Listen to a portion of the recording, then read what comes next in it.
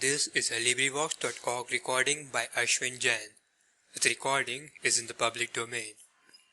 Thus Spake Zarathustra by Friedrich Nietzsche, translated by Thomas Common. Part 4, Chapter 67. The Ugliest Man. And again did Zarathustra's feet run through mountains and forests, and his eyes sought and sought, but nowhere was he to be seen whom they wanted to see, the sorely distressed sufferer and crier. On the whole way, however, he rejoiced in his heart and was full of gratitude. "What good things," said he, "had this day given me as amends for its bad beginning? What strange interlocutors have I found? At their words will I now chew a long while, as a good corn. Small shall my teeth grind and crush them, until they flow like milk into my soul."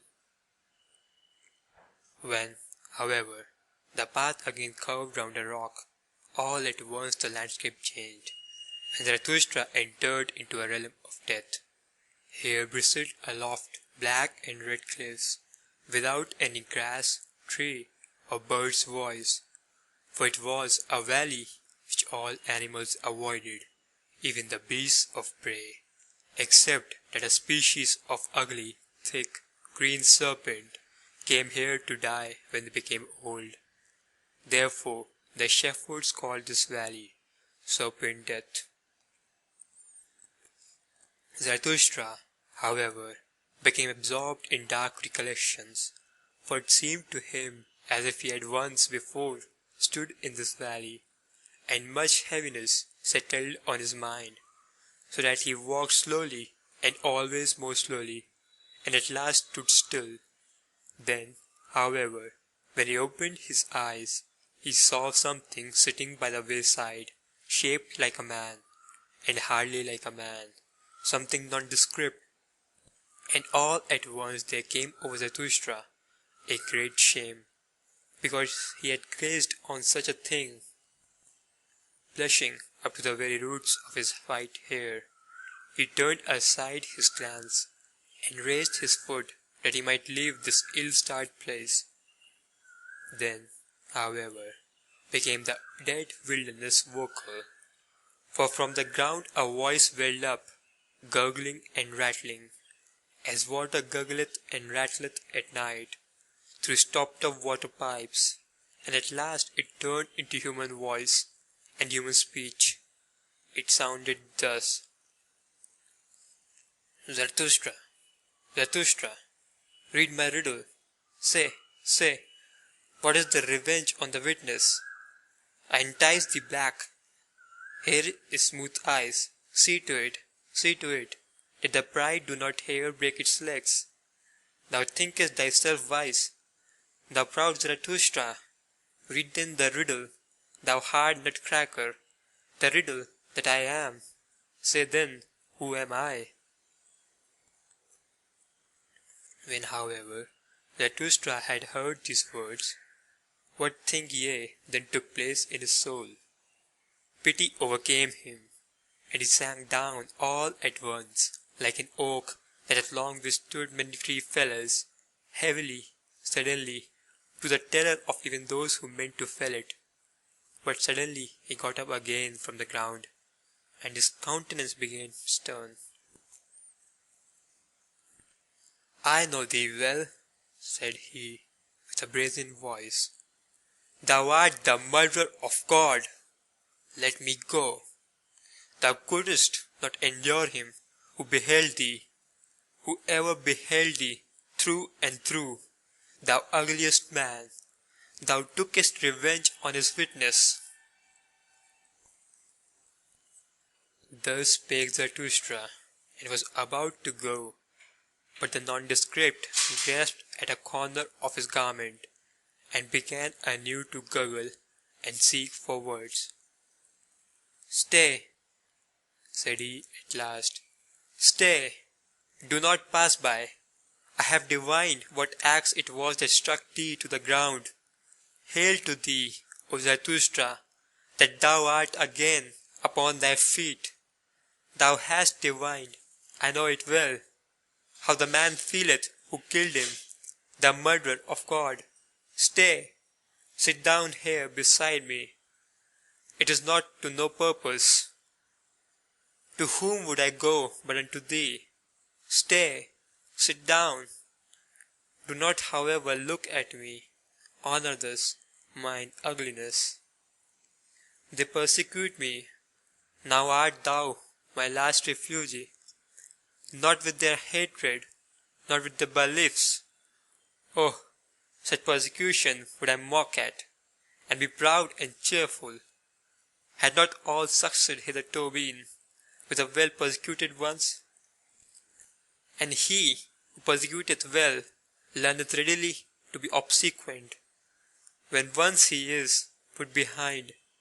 But it is their pity is it, from which I flee away, and flee to thee. O Zarathustra, protect me, thou, my last refuge, thou sole one who divinest me.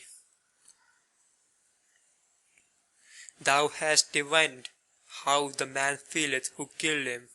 Stay, and if thou wilt go, thou impatient one, go not the way that I came.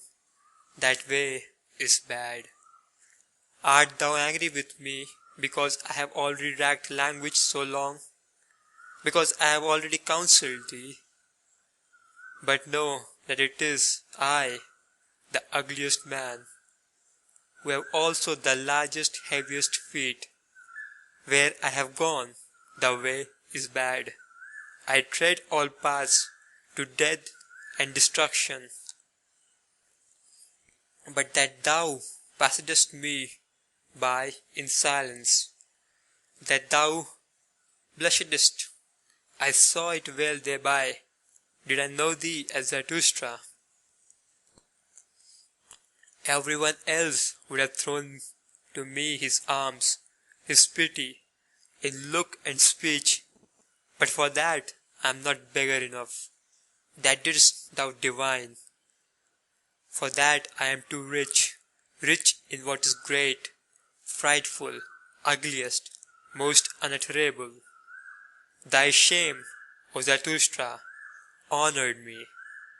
With difficulty did I get out of the crowd of the pitiful, that I might find the only one who at present teacheth that pity is obtrusive. Thyself, O Zarathustra. Whether it be the pity of a god, or whether it be human pity, it is offensive to modesty. An unwillingness to help may be nobler than the virtue that rusheth to do so. That, however, namely pity, is called virtue itself at present by all petty people. They have no reverence for great misfortune, great ugliness, great failure. Beyond all these do I look, as a dog looketh over the backs of thronging flocks of sheep. They are petty, good-willed, grey people. As the heron looketh contemptuously at shallow pools with backward bent head, so do I look at a throng of grey little waves and wills and souls. Too long have we acknowledged them to be right, those petty people, so we have at last given them power as well. And now do they teach that God is only what petty people call good, and truth is at present what the preacher spake who himself sprang from them, that singular saint and advocate of the petty people, who testified of himself, I am the truth. That immodest one hath long made the petty people greatly puffed up. He who taught no small error when he taught, I am the truth. Hath an immodest one ever been answered more courteously? Thou, however, O Zarathustra, passedst him, and saidst, Nay, Nay, 3 times nay. Thou warnedst against his error. Thou warnedst, the first to do so, against pity. Not everyone, not none, but thyself and thy type.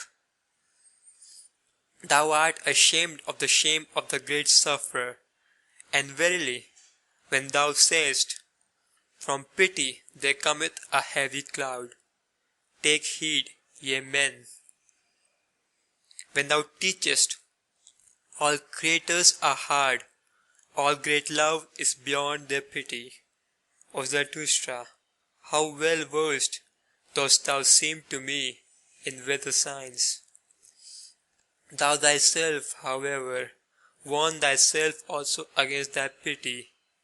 For many are on their way to thee, many suffering, doubting, despairing, drowning, freezing ones. I warn thee also against myself. Thou hast read my best, my worst riddle, myself, and what I have done. I know the axe that felleth thee. But he had to die. He looked with eyes which beheld everything. He beheld men's steps and dregs, all his ignominy and ugliness. His pity knew no modesty. He crept into my dirtiest corners. This most prying, over-intrusive, over-pitiful one had to die. He ever beheld me. On such a witness I would have revenge, or not live myself. That God who beheld everything, and also man, that God had to die. Man cannot endure it, that such a witness should live. Thus spake the ugliest man. Zarathustra, however, got up, and prepared to go on, for he felt frozen to the very bowels. Thou nondescript, said he, thou warnest me against thy path. As thanks for it, I praise mine to thee. Behold, up thither is the cave of Zarathustra. My cave is large and deep, and hath many corners. There findeth he that is most hidden, his hiding place. And close beside it there are 100 lurking places and by places for creeping, fluttering, and hopping creatures. Thou outcast, who hast cast thyself out, thou wilt not live amongst men and men's pity. Well then, do like me. Thus wilt thou learn also from me. Only the doer learneth. And talk first and foremost to mine animals, the proudest animal and the wisest animal. They might well be the right counsellors for us both. Thus spake Zarathustra, and went his way, more thoughtfully and slowly even than before, for he asked himself many things, and hardly knew what to answer. How poor indeed is man, thought he in his heart. How ugly, how wheezy, how full of hidden shame. They tell me that man loveth himself. Ah, how great must that self-love be! How much contempt is opposed to it! Even this man hath loved himself, as yet despised himself. A great lover methinketh he is, and a great despiser. No one have I yet found who more thoroughly despised himself. Even that is elevation. Alas, was this perhaps the higher man whose cry I heard? I love the great despisers. Man is something that had to be surpassed. End of chapter 67. Recorded by Ashwin Jain.